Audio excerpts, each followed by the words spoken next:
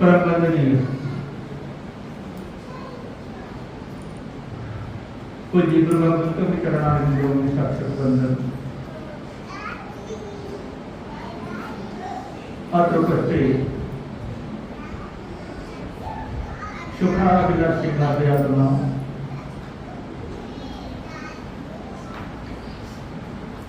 जैसा कि आप सभी को विदित है, 8:50 से लेकर के निरंतर 8 लगभग 9:37-38 तक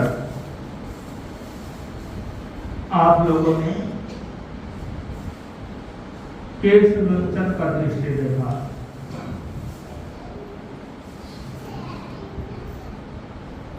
ये मात्र आधा सिर था, आधा मैं कर चुका था पहले।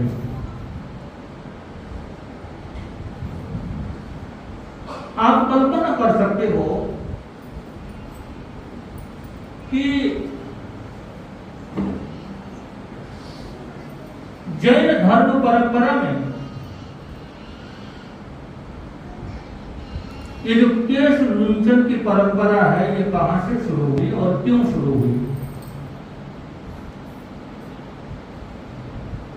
बहुत कुछ बदल गया वर्तमान में, लेकिन यह परंपरा आज तक बदली नहीं है। सामान्यतः आप सभी लोग इस बात को जानते हो, जब कोई भी साधक घर छोड़कर के दीक्षा देता है तो संत भाषा में कहते हैं वो मुंडित हो जाता है। क्या हो जाता है? मुंडित हो जाता है। बहुत सारे ऐसे सन्यासी लोग मिल जाएंगे जो हर रोज सिर के ऊपर उस्तारा करते हैं, मतलब बाल बिल्कुल भी नहीं रखते। सनातन और वैदिक परंपरा में जो शंकराचार्य होते हैं, उनके सिर में कभी आपको बाल नजर नहीं आएंगे। हर रोज उस्तारा फेरा जाता है। जब कोई व्यक्ति प्रथम बार संन्यास ग्रहण करता है, उस समय भी मुंडित होकर के वो भिक्षु व्यक्ति को क्या करता है? अंगीकार करता है।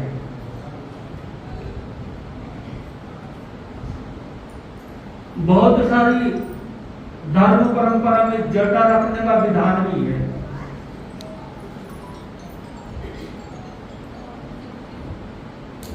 लेकिन जटा रखने का मतलब ये भी नहीं होता है कि वो शैम्पू और सर्फ से धोते हैं, उनको साबुन लगाते हैं, ऐसा नहीं है। क्योंकि पानी से गीले किए और जो भस्म होती है, चाहे वो चिता की हो चाहे वो मतलब सामान्य हो, भस्म जो राख होती है वो क्या करते हैं? सिर के ऊपर और शरीर के ऊपर लगाते हैं। अपनी अपनी मान्यता है, अपनी अपनी धारणा है, परंतु आदिकाल से जैन परंपरा में जब तीर्थंकर भगवान दीक्षित होते थे, ऋषभदेव से लेकर के महावीर तक, उससे पहले भी होता होगा, क्योंकि अनंत 24 क्या हो चुकी है? व्यतीत हो चुकी है। तो हमारी परंपरा में जब तीर्थंकर भगवान दीक्षित होते हैं तो वो क्या करते हैं? पंचमौष्टिक लोच करते हैं। क्या करते हैं? पंचमौष्टिक लोच करते हैं। अब उसके दो अर्थ लगाए जा सकते हैं। या तो उनके शरीर में इतना बल होता है कि स्वयं अपने हाथ से 5 बार में पूरे के पूरे बाल क्या कर देते, सिर के उखाड़ करके एक तरफ डाल देते। भगवान उस तरह फिरवा करके दीक्षा नहीं लेते। जैन तीर्थंकर की बात कर रहा हूं, वो क्या करते हैं? पंचमुष्टि लोच करते हैं। जब जब तीर्थंकर हुए हैं उन्होंने ऐसा ही किया है। जब आगामी काल में तीर्थंकर भगवान होंगे वो भी क्या करेंगे, ऐसा ही करेंगे। लेकिन वर्तमान में हमारी जो परंपरा है, जब प्रथम बार कोई व्यक्ति जो साधु बनता है, मुझे ये तो नहीं पता कि दिगंबरों में क्या होता है, मुझे नहीं मालूम, क्योंकि जो मुझे नहीं मालूम तो मैं क्या कर सकता हूँ। किसी ने देखा हो तो सारे लोग हैं मंदिर वाले बैठे हुए लगभग, शायद कभी आपने देखा होगा जब कोई मुनि वृत्ति धारण करता है तो जिस समय मुनि दीक्षा लेते हैं उस समय क्या करते हैं। लेकिन मैं स्थानकवासी परंपरा, श्वेतांबर मूर्ति पूजक परंपरा और श्वेतांबर जो 13 पंथ परंपरा की बात करता हूं कि जिस समय कोई साधक दीक्षित होता है, मुंडित तो होता है, प्रथम बार उस तरह से उसके सारे के सारे बाल क्या कर दिए जाते हैं, उखाड़ दिए जाते हैं, और केवल एक बीच में कुछ बाल चोटी के कुछ बाल रखे जाते हैं या चोटी रखी जाती है, और उस तरह फेंकने के बाद जो चोटी के बाल होते हैं, जब उसको गुरु मंत्र दिया जाता है, दीक्षा पाठ पढ़ाया जाता है, तो उस समय केसर लेकर के जो गुरु होते हैं उसकी क्या लेते हैं, शिखा अर्थात चोटी लेते हैं, चोटी के बाल मतलब उसका क्या करते हैं, लुंठन कर देते हैं। स्थानकवासी परंपरा में इस तरह से सामान्य संतों की लुंठन परंपरा क्या होती है, शुरू होती है। कहावत है, जब ब्रह्मचारी रहता है, जब साधक बैरागी रहता है, तब तक वो रोटिका होता है। जब वो मुंडित होकर के उसकी चोटी ले ली जाती है, जब उसका लुंठन किया जाता है, तो उसके बाद वो संत क्या बन जाता है, शिष्य चोटी का बन जाता है। इस तरह से आरंभ होता है। और उसके बाद फिर हमारी परंपरा है, दिगंबर मुनियों का आज भी साल में हर चार महीनों में क्या होता है, 4 महीने में ऐसा ही होता है ना, यानी साल में 3 बार क्या होता है, केश लंघन होता है। और ये खेती ऐसी है, ये जितनी बार उखाड़ेंगे, ये फिर बाल धीरे कम होने शुरू हो जाते हैं। स्थानकवासी परंपरा में होली और चतुर्मासी, होली चतुर्मास भी बोलते हैं, लेकिन वो 4 महीने नहीं करते, 3 दिन रहते हैं जगह पर। स्थानकवासी परंपरा में होली पर और ये जो पर्वाधिराज पर्व पर्युषण आते हैं, संवत्सरिक महापर्व आता है, उससे पहले चतुर्मास में साल में 2 बार केश लुंठन करने का आचार्यों ने विधान बनाया था। लेकिन वर्तमान में अब धीरे कोई होली बहुत सारे संत साल में अब भी 2 बार करते हैं। और जो बुजुर्ग होते हैं, जैसे हमारे शिवकुमार जी, अब इनके 2 बाल है, क्या तो इनके लोच करेंगे, क्या इनका उतारा करेंगे। वो जो बुजुर्ग वो कहते हैं छोटे संतों को पकड़ के, अरे लोच नहीं करते, लोच किया करो, 2 बार किया करो, भगवान के आगे 2 बार करने को उनके तो बाल होते नहीं है, उनको तो दर्द होता नहीं, वो 2 बार बालों का लोच करा करके घुसे, उनके तो होते ही नहीं बाल, उनको कोई फर्क नहीं पड़ता। हमारे तब श्री शतंद्र मुनि जी होली से पहले तैयार हो जाते, कहते थे सुब्रह्मण्य मुनि मेरा लोच कर, किस लिए कर रहा है, लोच तो करो, किस चीज का करो, बाल हो तभी तो लोच होगा ना। मैंने कहा चल बेटा 2-4 बार पड़े, उखाड़ देगी भी हो जाएगा, इसका भी मन खुश हो जाएगा। तो 2 बार केश लुंठन करने की परंपरा थी। लेकिन अब धीरे ये तो निश्चित हो गया कि बहुत सारे संत 2 बार लोच करवाते हैं, लेकिन साल में 1 बार तो निश्चित ही होता है, जब संवत्सरी आती है, संवत्सरी वाले दिन सिर का लोच हो जाना चाहिए, चाहे उसी दिन करो। शाम के प्रतिगमन से पहले शीर के बालों का क्या हो जाना चाहिए, लुंचन हो जाना चाहिए। आज भी ये प्रथा जारी है। हमारे पूज्य गुरुदेव परम सेवा भावी संत गौरव श्री प्रेमचंद जी महाराज जब होली चतुर्मास किया करते थे तो 3 दिन तक बंद कमरे में निर्जल केले की आराधना करते थे और उससे पहले मतलब बालों का लुंचन लोच करा करके जाते थे और साथ में कहते थे खबरदार जब तक मैं बाहर निकलूंगा एक एक का लोच हुआ मिलना चाहिए मुझे। तो हम क्या करते थे, होली चतुर्मास में कोशिश करते थे गुरु जी के पास हमारा होली चतुर्मास ना हो तो अच्छा, उससे क्या हम लोच से बच जाएंगे। गुरु जी के पास रहना है तो होना ही है, दर्द होते कुछ भी हो। तो इस तरह भी हुआ करता था। संक्षिप्त में मैं आपको इतना बताना चाहता हूं कि आज भी ये परंपरा अक्षुण्ण रूप से चलती है। भले कोई साल में 3 बार करे, भले कोई साल में 2 बार करे और भले कोई साल में 1 बार करे, लेकिन केश लुंचन करना जरूरी है। अब आप कहोगे जी किस लिए जरूरी है? क्योंकि देखिए जब किसी भी इसके पीछे कोई ना कोई लॉजिक है। लॉजिक क्या है कि हमारे संत लोग उस जमाने में निर्ग्रंथ हुआ करते थे। क्या होते थे? जड़ जोरू जमीन के त्यागी, घर के त्यागी, किसी का परिवार होता था तो परिवार का त्यागी, और किसी के पास दौलत होती थी तो दौलत का त्यागी। जब घर नहीं रहेगा, दौलत नहीं रहेगी, जमीन नहीं रहेगी, तो उसके बाद जब किसी से अगर मुंडन करवाएंगे तो ना ही करेगा तो कुछ न कुछ दक्षिणा तो 8 आने में बाल बनवाए होंगे, तुमने 4 आने में सिर के बाल मुंडाए होंगे, 1 रुपए में करवाया होगा, 2 रुपए में कराया होगा, 5 रुपए में भी बाल बनवाए होंगे। अब तो मेरे ख्याल से कितने कितने रुपए लग जाते हैं। अरे पूरे सिर की बात छोड़ो, माताओं से पूछो ना, इनके 2-4 बाल आंख के ऊपर के निकालने के आए भूरो बोलते हैं जिनको, कितनी बाल ब्यूटी पार्लर वाली ले लेती है, कितने पैसे ले लेती है।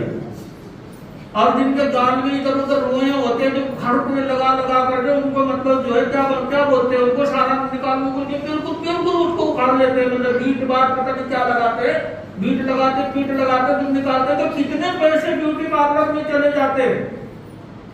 आज फ्री में कोई नहीं करता। संत कंचन कामिनी के त्यागी हुआ करते थे और उनके पास नाई को देने के लिए पैसे भी नहीं होते थे। भगवान ने सोचा न रहेगा बांस ना बजेगी बांसुरी, इसलिए लुंचन शुरू कर दो। किसी के ऊपर हाथ पसारने की जरूरत नहीं, भाई मेरा मतलब जो बाल कटवा दे, नाई से बनवा दे, ये कहने की जरूरत नहीं है। अपने आप स्वावलंबी बन जाओ, राम को कहीं पर भी मिल जाएगी और पकड़ो खुद ही क्या करने करो उखाड़ने शुरू कर दो। ये भी कारण था कि लोच करने की परंपरा थी, स्वावलंबी होने के लिए, पराधीन न होना पड़े। फिर आज लोग कहते हैं महाराज जी आपके एक जवान में करोड़ों रुपए इकट्ठे हो जाते हैं।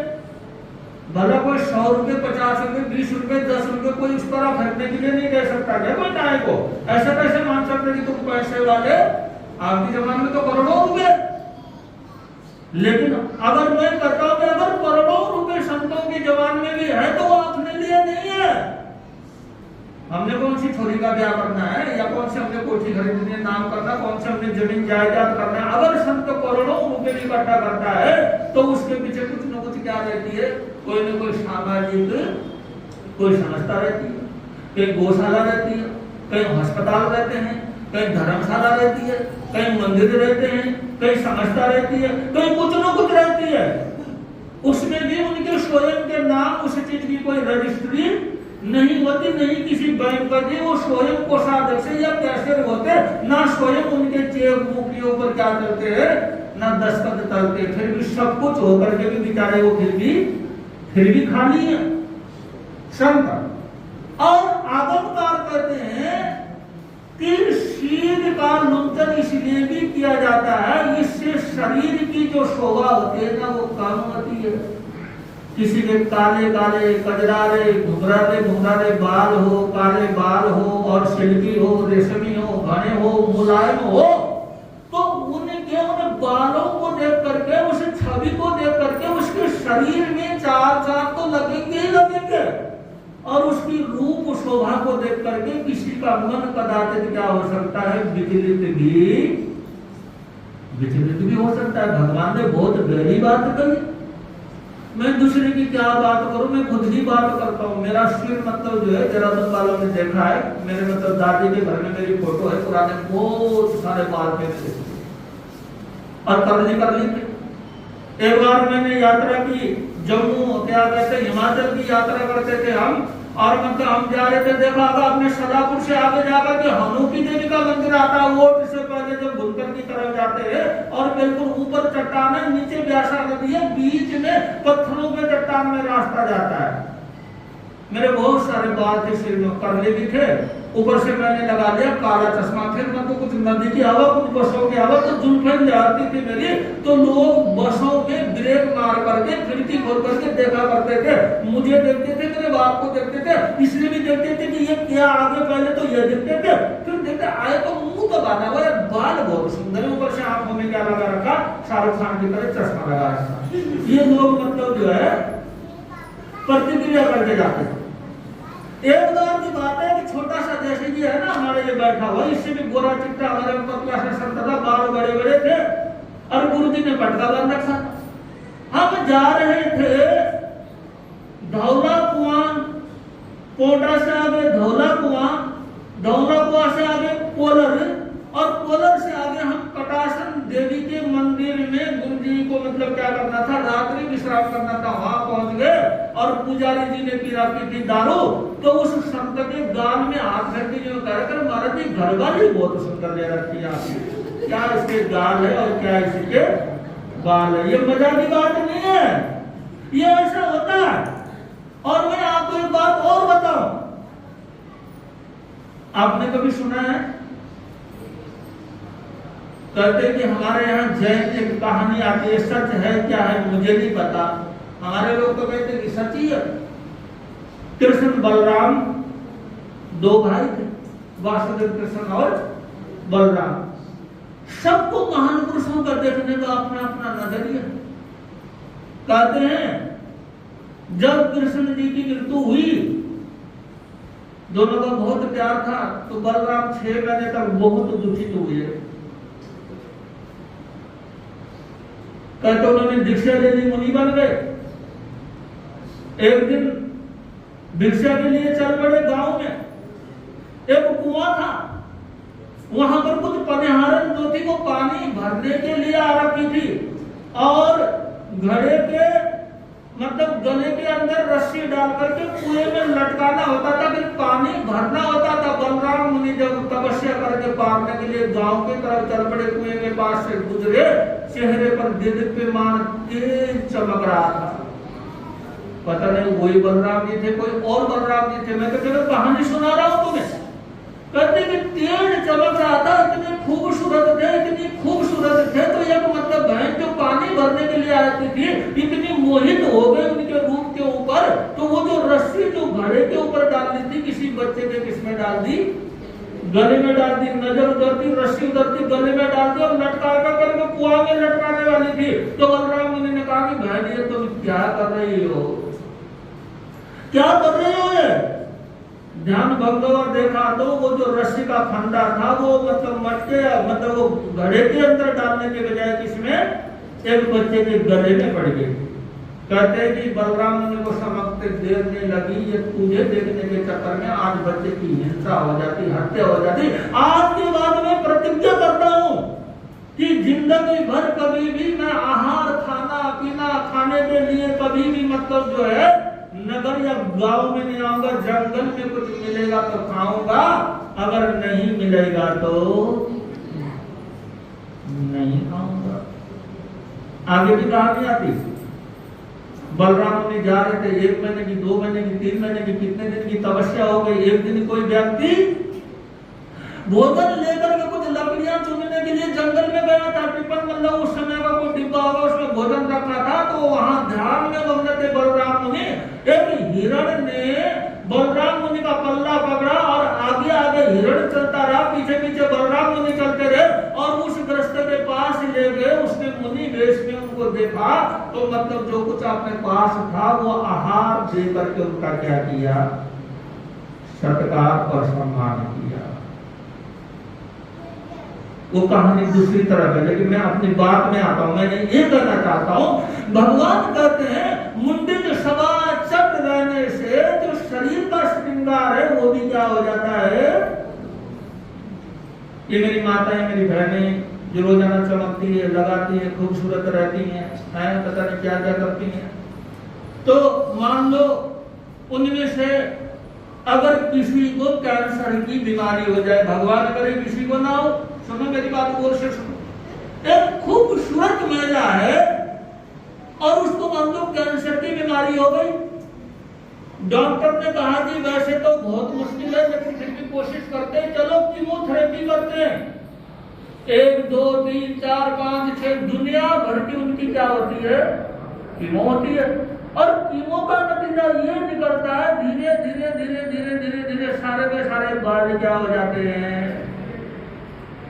शरीर काला पड़ जाए, सिर के बाल उड़ जाए, चेहरे पर झुर्रियां पड़ जाए, उठ के बैठा न जाए और बैठ के उठा न जाए, तो ऐसी हालत हो जाते। तो आप बताइए कि सुंदरता बरकरार रहेगी या क्या होगी। ऐसी महिलाओं को जो अभी जिनके सिर में बहुत अच्छे बाल थे, उसके बाद मैंने पूछा क्या हुआ, बोले महाराज जी कैंसर हो गया, कीमो से उड़ गए। मैंने खुद कईयों को देखा, 13 दिन में देखा, उनमें से कईयों की डेथ भी हो चुकी है। तो कहते हैं कि ये जो बाल होते हैं ना, ये इनसे शरीर की शोभा बढ़ती है, रूप की शोभा बढ़ती है, इसमें श्रृंगार रस होता है।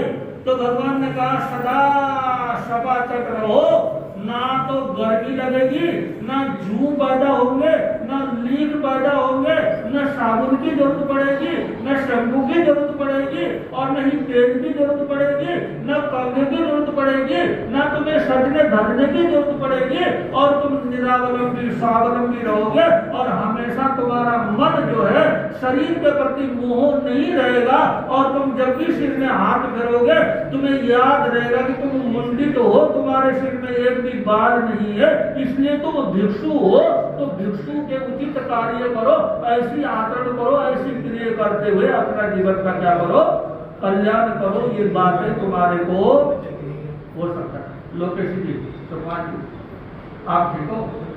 लोकेश जी आपका धन्यवाद, सुकुमार जी आपका धन्यवाद, और ये जितने भी लोग मेरे भाई आए हैं, क्योंकि आप सभी का धन्यवाद। बड़ी व्यस्ततम जिंदगी, बहुत व्यस्ततम जिंदगी है, लेकिन आप लोगों का अपनापन है, आप लोगों का स्नेह है, आप लोगों का सद्भाव है, आप लोगों का हमारे प्रति प्रेम है या सम्मान है, जो भी है। जब कभी भी किसी हालत में जब मैं किसी को पुकारता हूँ तो वो यहाँ पर उपस्थित हो जाता है।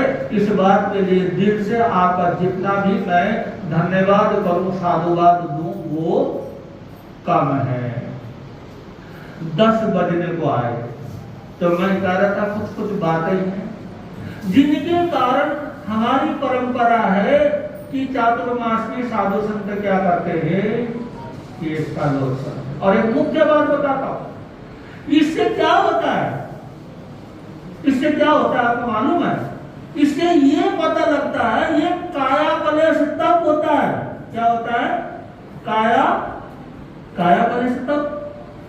आपने देखा होगा कि जिन लोगों के बाल नहीं होते, जो बच्चे होते, बड़ों की बात नहीं, बात सुकुमार जी की नहीं, वो तो बड़े हो चुके हैं, उनको तो गए, कोई बात नहीं, वो ऐसे अच्छे लगते हैं। अभी बीग लगा के बैठेंगे तो थोड़ी ना अच्छा लगेगा। जिन छोटे छोटे बच्चों के बाल नहीं होते वो बीग लगाते कि नहीं लगाते? अब उन संतों के जिंदगी से देखो ना, उनके तो बेचारों के जो बाल होते भी नहीं होते, उखाड़ने पड़ते, तो कैसी जिंदगी जीते होंगे? त्याग है कि नहीं है? उनकी हिम्मत है कि या नहीं है? ये काया कलेश तब भी है कि देखी जाती है कि क्षमता कितनी है, ताकत कितनी है, सहन शक्ति कितनी है। आपको मालूम, जब मैं सूर्यांशु मुनि जी का लोच कर रहा था ना, तो मेरे ये उंगली भी कट गई, ये बाजू भी मतलब दर्द हो गया, बाल इतने सख्त हो रहे थे, मुझे ऐसा लग रहा था कि मैं पत्थर में से क्या उठा रहा हूँ। अगर इसमें से आप कोई होते ना, सांस मेरे नीचे से निकल करके भाग जाता, महाराज भाड़ में गए तुम और तुम्हारा रोज पहले अपने पास ये शेर का बच्चा था, इसलिए तस्य मस नहीं किया। तो ये होती है क्षमता, ये होती है शारीरिक बल, ये होता है धर्म के प्रति समर्पण, और ये होता है जैन धर्म में साक्षात त्याग, वृत्ति और सहनशीलता की प्रतिमा, इसको बोलते हैं।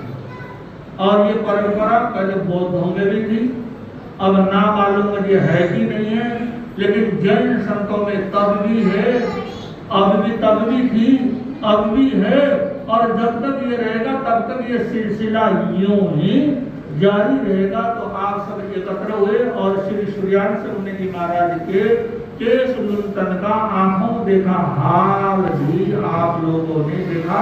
मैं राजीव जी से आग्रह करूंगा, सुकुमार जी हैं, अपने बड़े भैया हैं, लोकेश जी है, संदीप जी है, सतीश जी है, वो प्रकाश जी हैं, तो ये कम से कम 5 बंदों से हिला हिला के 5 पर्ची निकलवा लो। लड़की डराती है, तो मैं ये कहना चाह रहा हूं कि लोज आपने देखा और एक पर्ची निकालना, 5 चाहिए बस। लोज आपने देखा, अब आपका समय हुआ, ज्यादा मैं प्रवचन करना नहीं चाहूंगा, केवल मुझे यही कहना है कि आज भी जैन साधु परंपरा में, जैन धर्म में इस प्रकार की त्यागवृत्ति, इस प्रकार की सहनशीलता ये आज भी मौजूद है और भविष्य में भी क्या रहेगी, मौजूद रहेगी। तो इसी के साथ साथ प्रतिदिन यहाँ पर प्रवचन होते हैं 8:15 बजे से 9:15 बजे तक प्रतिदिन हम यहाँ पर प्रतिक्रमण करते हैं, क्या करते हैं, प्रवचन करते हैं। और आपको ये भी बता दूं, प्रति रविवार को यहाँ सूक्ष्म जलपात की व्यवस्था होती है, और आज तक जिन जिन लोगों ने इसमें अपना योगदान दिया है वो भी बहुत बहुत साधुवाद और धन्यवाद के पात्र हैं।